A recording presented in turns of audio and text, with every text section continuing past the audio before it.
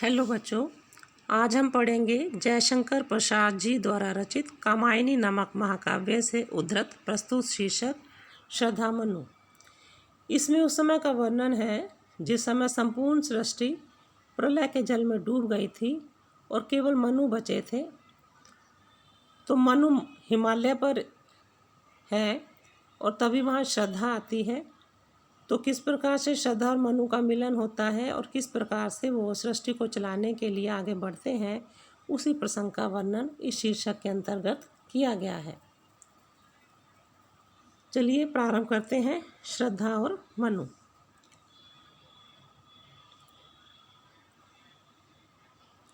कौन तुम संस्कृति जलनिधि तीर, तरंगों से फेंकी मणि एक। तो वहाँ श्रद्धा आती है। श्रद्धा मनु से पूछती है कि आप कौन हैं। संस्कृति संसार, जलनिधि समुद्र। आप संसार रूपी समुद्र के किनारे तरंगों द्वारा फेंकी हुई मणि के समान आप कौन हैं, आपका क्या परिचय है। अर्थात जिस प्रकार से समुद्र द्वारा किनारे पर अपनी तरंगों के द्वारा मणियाँ फेंक दी जाती हैं, उसी प्रकार से ये संपूर्ण संसार जो जल में डूबा हुआ है, प्रलय के जल में डूबा हुआ है, आप इस जल में डूबे हुए संसार के किनारे फेंकी हुई एक मणि के समान प्रतीत हो रहे हैं और कर रहे निर्जन का चुपचाप प्रभा की धारा से अभिषेक। तो जिस प्रकार से एक मणि अपनी चमक से समुद्र के किनारे को प्रकाशित करती है, उसी प्रकार से आप भी इस निर्जन और सुनसान वातावरण को बिल्कुल शांति से चुपचाप रहकर अपनी प्रभा से सुशोभित कर रहे हैं। तो यहाँ आप देखिए, यहाँ पे रूपक अलंकार है। बढ़ते हैं आगे। मधुर विश्रांत और एकांत जगत का सुलझा हुआ रहस्य, एक करुणा में सुंदर मौन और चंचल मन का आलस्य। आगे श्रद्धा कहती है कि आप बिल्कुल मधुर, थके हुए और एकांकी प्रतीत हो रहे हैं। आप संसार के सुलझे हुए रहस्य लग रहे हैं। एक करुणा में सुंदर मौन और चंचल मन का आलस्य। आपके सुंदर मुख ने मौन धारण किया हुआ है और आपके मुख पर करुणा भी दिखाई दे रही है। ऐसे लगता है जैसे आपका मन जो कि चंचल था, लेकिन अब उसने आलस्य धारण कर लिया है। सुनाई है मनु ने मधु गुंजार, मधु करी कासा जब सानंद, किए मुख नीचा कमल समान, प्रथम कवि का जो सुंदर छंद। मनु जो वहाँ बिल्कुल उदास बैठे थे, जैसे ही उन्होंने इस मधुर आवाज़ को सुना, ये मधुर आवाज़ ऐसी लग रही थी जैसे कि कोई भ्रमरी मधुर गुंजन कर रही हो, और उस मधुर आवाज़ को सुनकर उन्हें बहुत आनंद की प्राप्ति हुई। किए मुख नीचा कमल समान। श्रद्धा ने अपने मुख को नीचा किया हुआ था और मनु को वो मुख बिल्कुल कमल के समान आकर्षक लगा। ऐसे लगा, उन्हें ऐसे प्रतीत हुआ जैसे कि कोई कवि अपनी प्रथम रचना, प्रथम सुंदर छंद सुना रहा हो। अर्थात श्रद्धा जो मधुर शब्द बोल रही थी, वो मनु को किसी कवि के सुंदर छंद के समान प्रतीत हुए, और सुंदर मुख जो वो नीचे मुख करके खड़ी हुई थी, वो उन्हें कमल के समान सुंदर प्रतीत हो रहा था। इसमें भी आपका उपमा अलंकार है और रूपक अलंकार है। एक झटका सा लगा सहज, निरखने लगे लुटे से कौन। ऐसे शांत नीरव वातावरण में जैसे ही मनु को एक स्त्री के मधुर शब्द सुनाई दिए, तो उन्हें झटका सा लगा और साथ ही साथ उन्हें हर्ष की भी अनुभूति हुई और निरखने लगे लुटे से वो श्रद्धा के सुंदर रूप को देखकर उसके ऊपर लुट गए और उन्हें ऐसे देखने लगे जैसे अपनी सुध-बुध खो दी हो।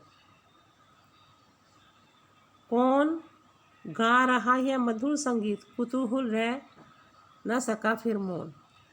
और वो ये जानने के लिए कि इतने मधुर शब्द कौन बोल रहा है, तो अपनी जिज्ञासा ज़्यादा देर तक वो रोक ना पाए।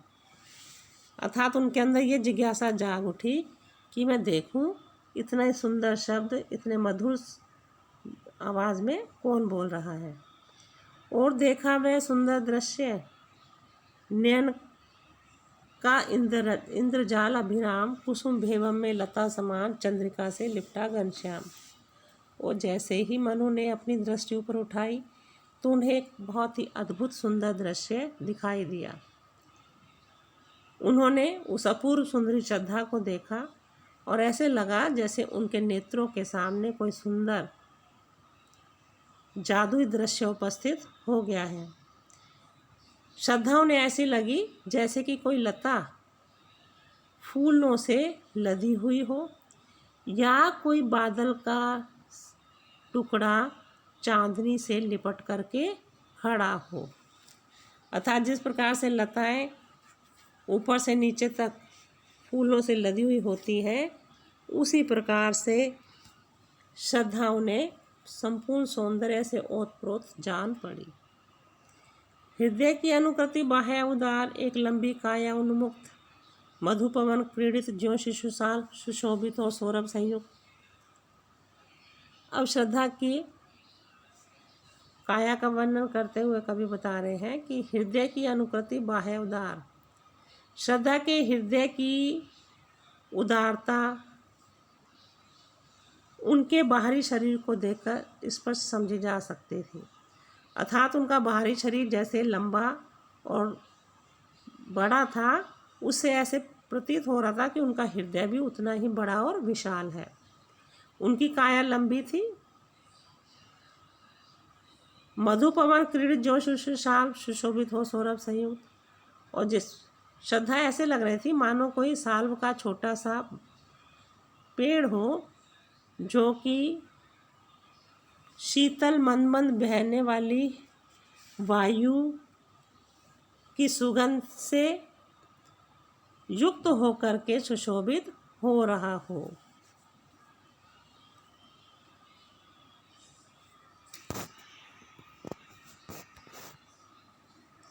मृचंद गांधार देश के नील रोम वाले मेषों के चरम ढक रहे थे, उसका बपुगात बन रहा था वह कोमल वर्म। श्रद्धा ने गांधार देश में पाई जाने वाली नीले रोए वाली भेड़ों की खाल से बने हुए बड़े चिकने और मुलायम वस्त्र पहने हुए थे। और वो चिकने मुलायम वस्त्र उसके बपु मेरे शरीर को, कोमल शरीर को ढक रहे थे।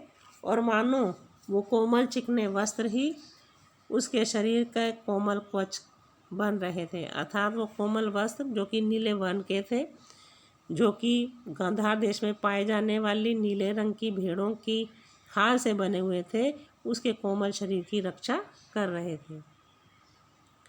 नील परिधान बीच सुकुमार, खुल रहा मृदुल अधखुना अंग, खिला हो जो बिजली का फूल, मेघ भन बीच गुलाबी रंग।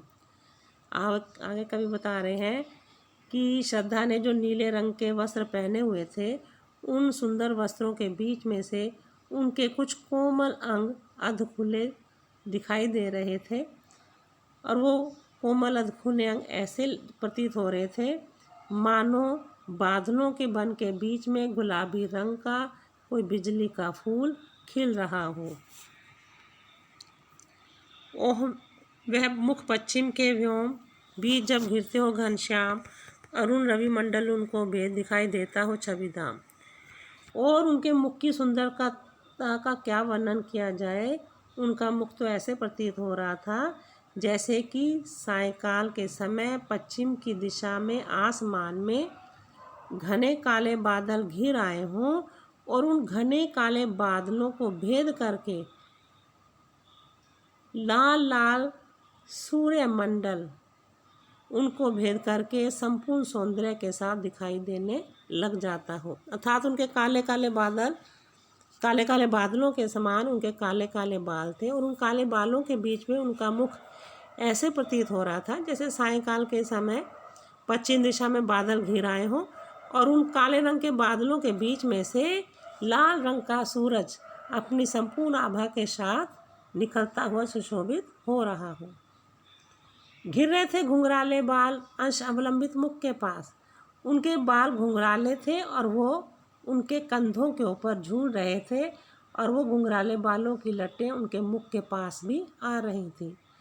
तो उसे देखकर ऐसे प्रतीत हो रहा था मानो नीले रंग के बादल का कोई टुकड़ा चंद्रमा के पास, विधु के पास, चंद्रमा के पास अमृत भरने के लिए आ गया हो।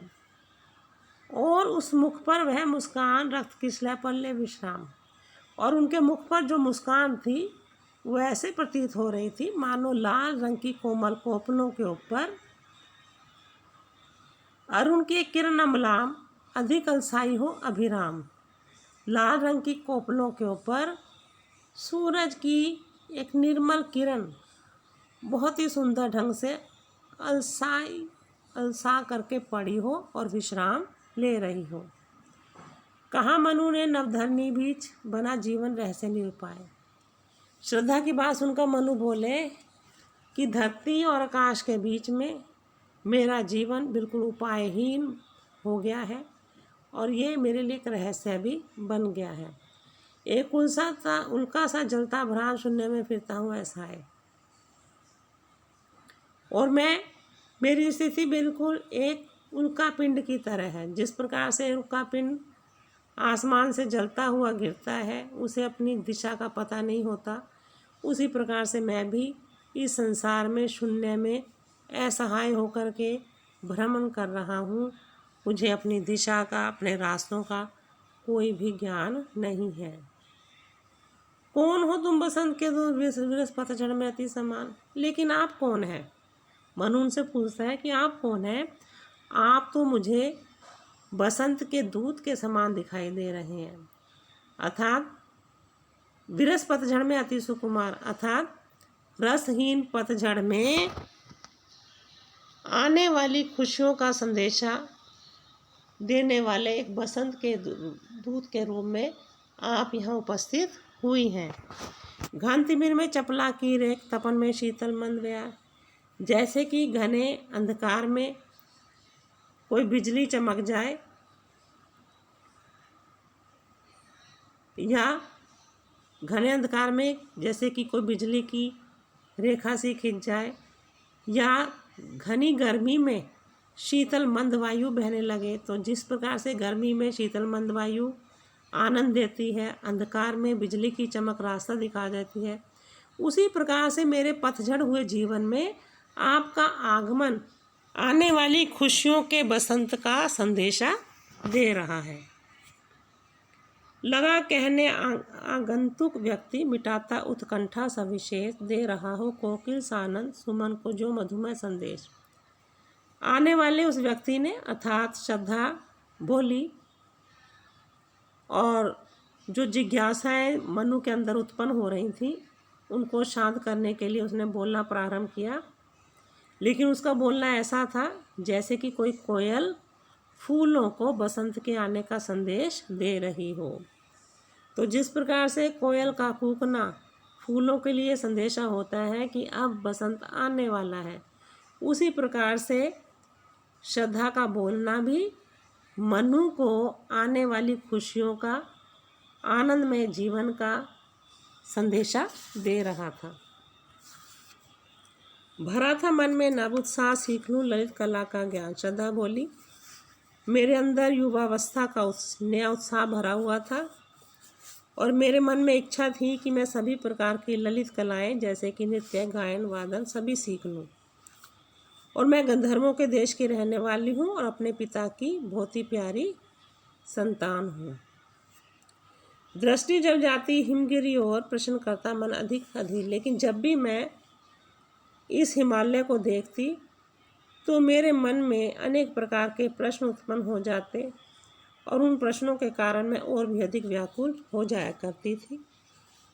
मैं यह जानना चाहती थी कि पहाड़ों के रूप में धरती की ये सिकुड़न इस प्रकार से क्यों है, और इन पहाड़ों के बीच में, पर्वतों के बीच में और इन पर्वतों के बीच में रहने वाले लोगों की क्या पीड़ा है, वह सब मैं जानना चाहती थी। बढ़ा मन और चले ये पैर, शैल महिलाओं का श्रृंगार, आँख की भूख मिटी है देख, आ कितना सुंदर संभार।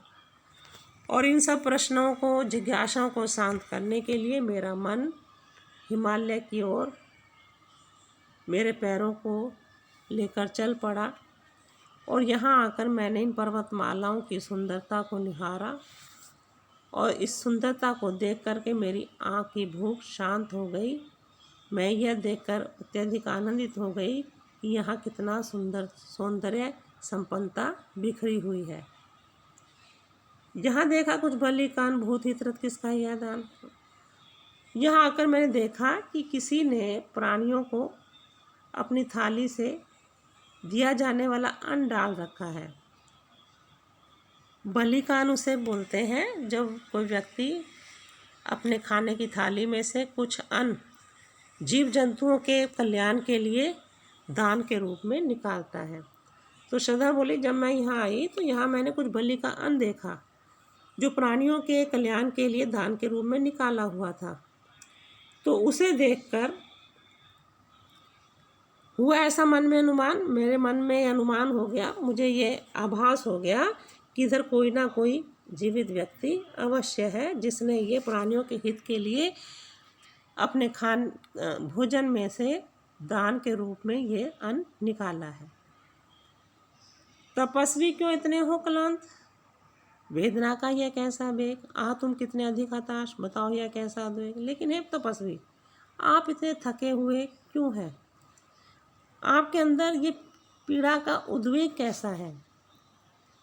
ओहो, आप तो बहुत ही अधिक निराश और हताश दिखाई देते हैं। आप मुझे बताइए आपकी पीड़ा का क्या कारण है। दुख की पिछली रजनी बीत, विकसता सुख का नवल प्रभात। मैं अनुमान लगा सकती हूँ कि आपकी पिछली रात्रि दुख भरी होगी, लेकिन आप मेरी इस बात पे विश्वास कीजिए कि दुख की पिछली रात जब बीत जाती है तो उसके बाद ही सुख का नया सवेरा आता है। सुख और दुख के बीच में एक हल्का सा पर्दा होता है, लेकिन उस हल्के से पर्दे के पीछे ही सभी प्रकार के सुख छिपे होते हैं। तो जिस प्रकार से रात्रि बीत जाने के बाद, सुबह के रात्रि के बीत जाने के बाद जो धुंधल का होता है, उस धुंध के बाद ही प्रातःकाल का आगमन होता है, सुबह का आगमन होता है। तो रात और सुबह के बीच में जो धुंध का हल्का सा पर्दा है, उस धुंध के पर्दे के पीछे ही सुबह छुपी हुई है। इसी प्रकार से सुख और दुख के बीच में भी एक बहुत ही हल्का सा झीना सा पर्दा होता है। सुख के बाद निश्चित रूप से ही वो पर्दा हटते ही सुख व्यक्ति के जीवन में आ जाते हैं। जिसे तुम समझे हो अभिशाप जगत की ज्वालाओं का मूल, जिस दुख को तुम अभिशाप समझ रहे हो, वो दुख संसार की सारी ज्वालाओं का मूल है। अर्थात संसार की सारे दुखों के मूल इस दुख को आप अभिशाप समझ रहे हैं, लेकिन ये अभिशाप नहीं है, बल्कि ये दुख तो ईश्वर के रहस्यमय वरदान है। इस बात को हमें कभी भी नहीं भूलना चाहिए। अर्थात संसार में जितने भी दुख हैं वो इसलिए आते हैं ताकि व्यक्ति को सुखों के महत्व का पता चल सके और उन दुखों को दूर करने के लिए व्यक्ति तत्पर रहे। लगे कहने मनु सहित विषाद, मधु मारुत से ही छुआ।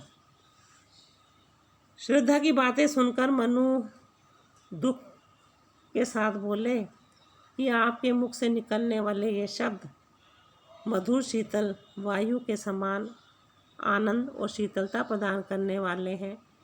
इनमें उत्साह भरा हुआ है और मेरे मन में भी आनंद के भाव उत्पन्न कर रहे हैं।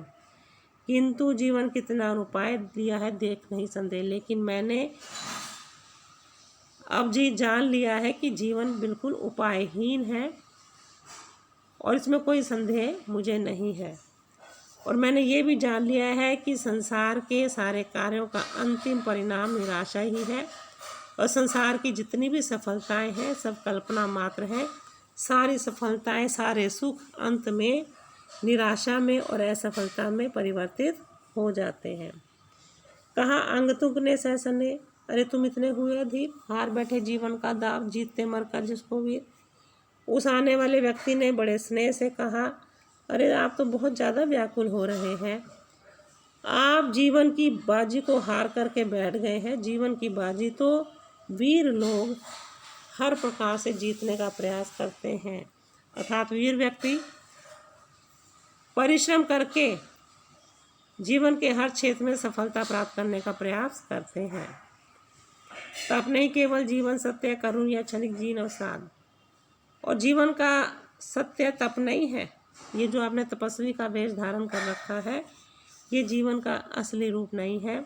और ये जो आपके मन में अवसाद के और निराशा के भाव हैं ये क्षणिक है, ये भाव ज़्यादा समय तक रहने वाले नहीं हैं। तरल आकांक्षा से है भरा, सो रहा आशा का आह्लाद। क्योंकि मनुष्य का मन आकांक्षाओं और इच्छाओं से भरा हुआ है, उसकी सारी आकांक्षाएं और इच्छाएं भविष्य की आशा के आनंद से भरी रहती हैं। प्रकृति के यौवन का श्रृंगार करेंगे कभी ना बासी फूल। प्रकृति कभी भी बासी फूलों से अपनी यौवन का श्रृंगार नहीं करती। प्रकृति को केवल ताजे फूल ही अच्छे लगते हैं और नित्य प्रकृति अपने नए फूलों से अपना श्रृंगार करती है। और जो बासी फूल हैं जो मुरझा जाते हैं वो तो धूल में जाकर मिल जाते हैं। कहने का ये भाव है कि प्रकृति को कभी भी उदास और निराश व्यक्ति पसंद नहीं है। प्रकृति हमेशा शक्ति से भरे हुए व्यक्तियों को ही पसंद करती है। एक तुम यह विस्तृत भूखंड, प्रकृति भेवव से भरा अमन, कर्म का भोग, भोग का कर्म, यही जड़ का चेतन आनंद। आप देखिए कि आप यहाँ अकेले हैं और आपके सामने ये संपूर्ण पृथ्वी मंडल पड़ा है जिसके ऊपर आपको अधिकार करना है। संपूर्ण प्रकृति आनंद और भेवव से भरी हुई आपके सामने पड़ी है। हम अपने कर्मों का भोग, जो कर्म हम पिछले जन्म में करते हैं उन कर्मों का भोग हम इस संसार में आकर करते हैं और उन कर्मों को भोगते हुए पुनः नए कर्म करते हैं जिनका भोग फिर हमें अगले जन्म में जाकर करना पड़ता है। तो संसार में सभी जड़ और चेतन इसी कर्म और भोग में लगे हुए हैं।